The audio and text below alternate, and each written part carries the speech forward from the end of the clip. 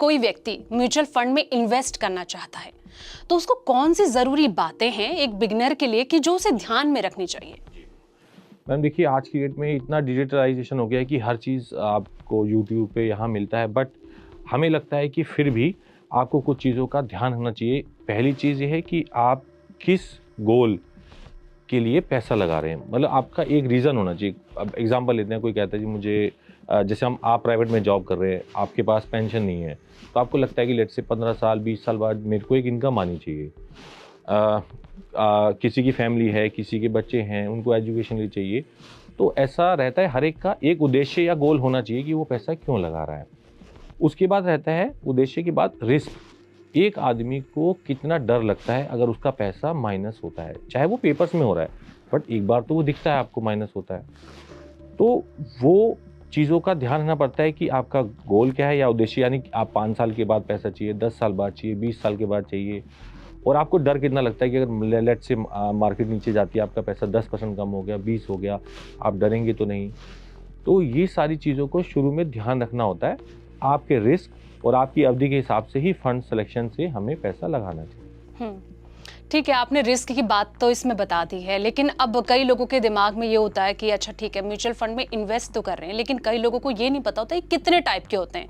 मतलब मैं चाहूंगी कि एक बार आप वो भी बताएं कि ये कितने प्रकार के होते हैं। जी बिल्कुल मैम, वैसे तो म्यूचुअल फंड सिंपल है, इक्विटी और डेट दो तरह से काम करता है, बट इसमें बड़े सारे कम्बिनेशंस फिर कंपनीज डालती हैं। जैसे इक्विटी और डेट को मिला के एक हाइब्रिड कैटेगरी बना देते हैं। एक लार्ज कैप कैटेगरी, एक मिड कैप है, स्मॉल कैप है।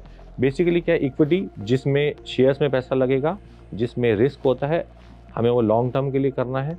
एक डेट है जो कंजर्वेटिव क्लाइंट्स हैं, जिनको डर लगता है, उनके लिए रहता है, जिसमें रिटर्न भी कम आता है और रिस्क भी बहुत कम रहता है। तो ये दो मेन कैटेगरी हैं, फिर उसके बाद सब कैटेगरीज उसके अंदर बहुत सारी आ जाती हैं। आपने बताया, लेकिन एक सवाल ये होता है कि ठीक है इन्वेस्टमेंट कर ली है, लेकिन मिड कैप हो गया, स्मॉल कैप हो गया, लार्ज कैप हो गया, मतलब उस हिसाब से बेनिफिट उन्हें मिलते हैं।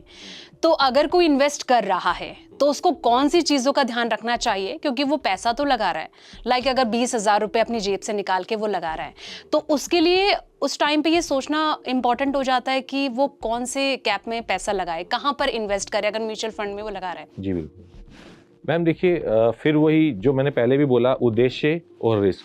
जब तक आदमी को पता नहीं होगा तो चांसेस गलती होने के बहुत ज़्यादा हो जाते हैं। अगर आपको पता है कि आपको 2 साल के लिए लेट से पैसा लगाना है, तो आपको इक्विटी को छोड़ के डेट में एक्सपोजर रखना चाहिए, क्योंकि आपका पीरियड छोटा है।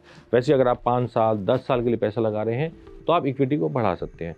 इक्विटी मतलब रिस्क है बट रिटर्न भी है, आपको उसमें थोड़ा टाइम ज़्यादा देना पड़ता है। अगर आप लंबे टाइम के इन्वेस्टर हैं, आप रिस्क समझ में आता है, आपको डर नहीं लगता है, तो आप इक्विटी में एक्सपोजर बढ़ाइए।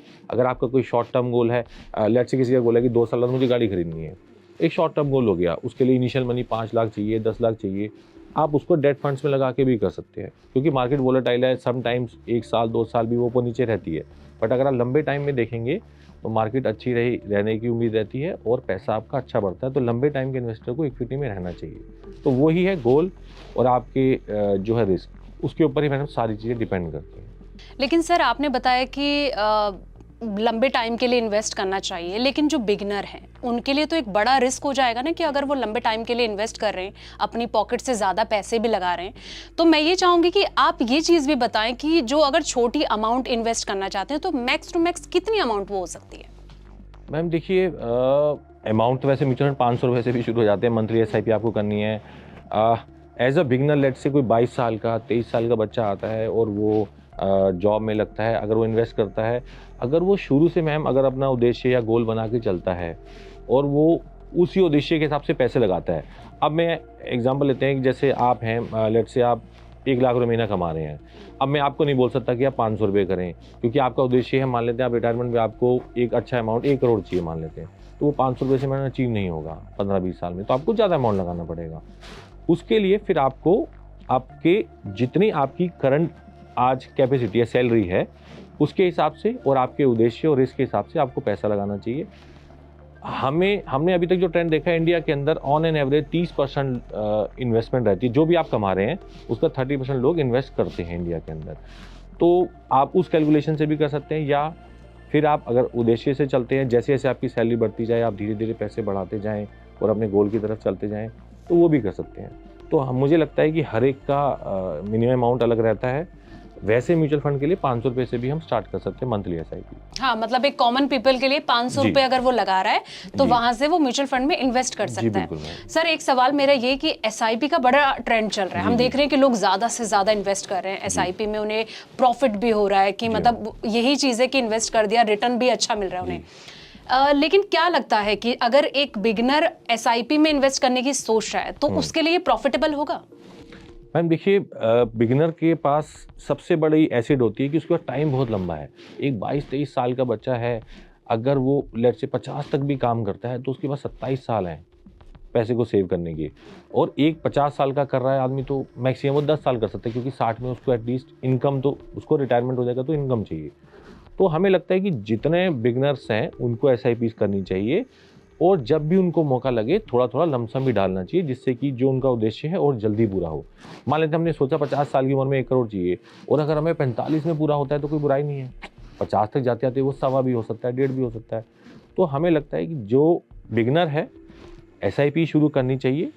SIP करने से क्या रहता है, एक तो एवरेज आउट हो जाता है कि आप हर महीने पैसा लगा रहे हैं, मार्केट ऊपर है नीचे, आपको उसका फ़ायदा मिल जाता है।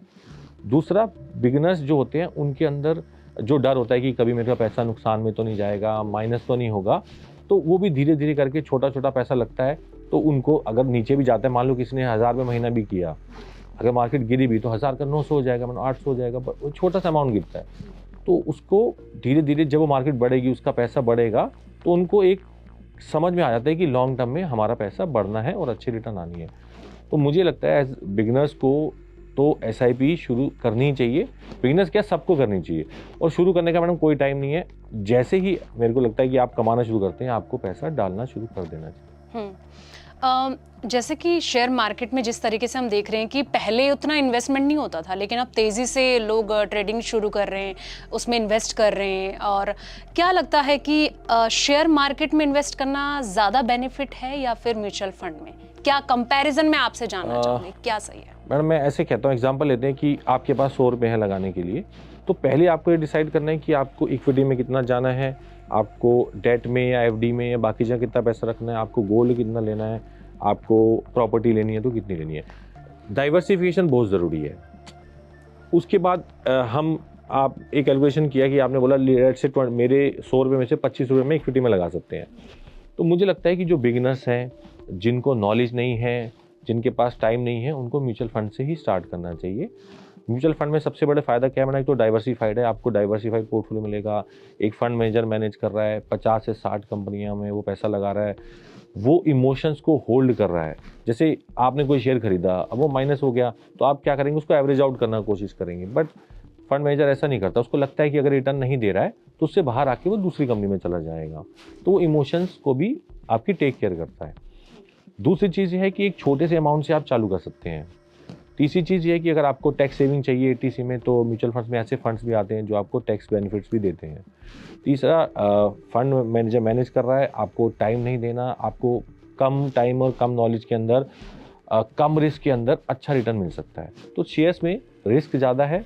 अगर आप नॉलेजेबल हैं, आपको चीज़ों को समझना आता है, आपको कंपनी की बैलेंस शीट पढ़नी आती है, आप चीज़ों को समझते हैं, आप शेयर में जा सकते हैं। अगर आप इन चीज़ों से दूर रहना चाहते हैं, विदाउट टेंशन काम करना चाहते हैं, तो म्यूचुअल फंड सही है। तो हमें लगता है कि शुरुआत के अंदर अगर आप शुरू कर रहे हैं तो म्यूचुअल फंड से ही करना चाहिए। और अगर आपको नॉलेज नहीं है तो आप किसी म्यूचुअल फंड डिस्ट्रीब्यूटर की हेल्प भी ले सकते हैं।